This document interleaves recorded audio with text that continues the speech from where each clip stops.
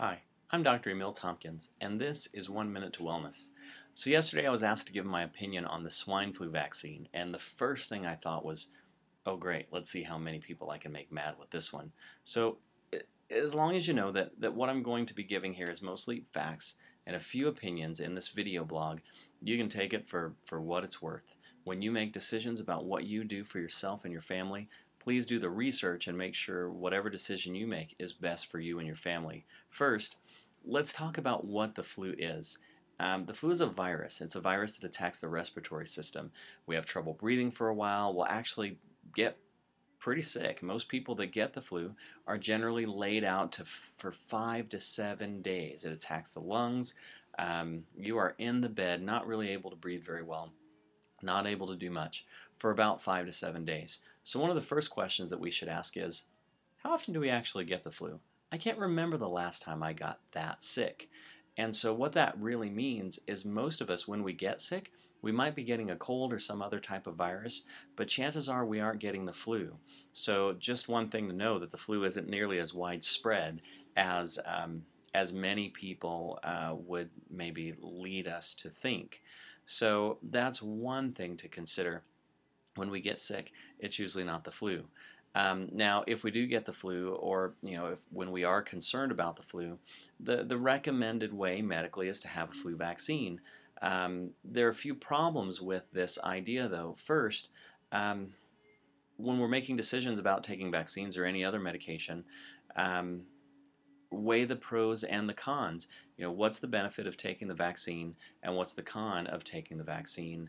One of the benefits is that we might not get the flu, but if it's a disease that we actually generally tend to not actually get, is it something that we really want to put a foreign chemical into our body to be able to prevent it? Just something to think about. What I choose for myself, I choose to keep my body functioning at its highest level, so that, for one, I rarely get sick, and if I do, my body fights off these diseases, different things, very quickly. And so that's something that I'm committed to, and so we do that with our diet, how we're eating, how we're exercising, those kinds of things keep my body as strong as it can be, and so because of that, then I don't need something like this vaccine, because, well, for one, I probably won't get the flu, and if I do, my body will fight it off and I'll be just fine. Now, let's talk about some of the drawbacks to the flu vaccine. First, the flu vaccine was created each year by a group of immunologists, really smart immunologists, but what they have to do is they have to figure out about a year in advance what strains of the flu are going to be a problem that year. So then they choose about 6 of the hundreds of different flu strains, and they create a vaccine from those strains. Now, if the flu that you get happens to be one of those flu strains, then you're going to be protected.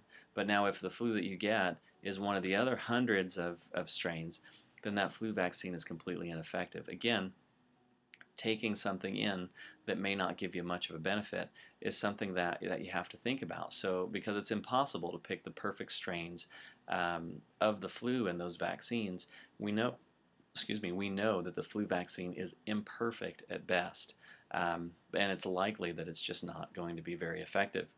Another one of the drawbacks to the flu vaccine is the way that they preserve it.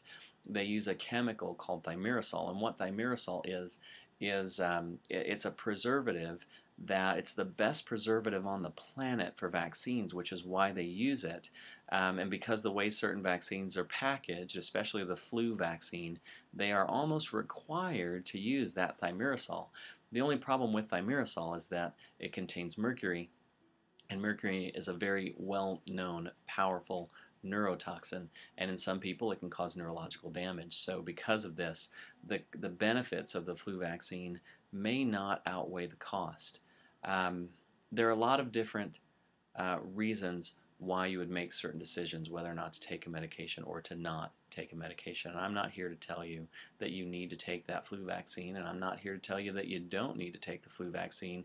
There are just some different things to consider. So when in my next post, I'll talk a little bit more about the swine flu vaccine, but if you have any questions, you can feel free to contact me anytime at Tompkins Family Chiropractic. I'm Dr. Emil Tompkins, and this is your 1 or 2 or 3 minutes to wellness.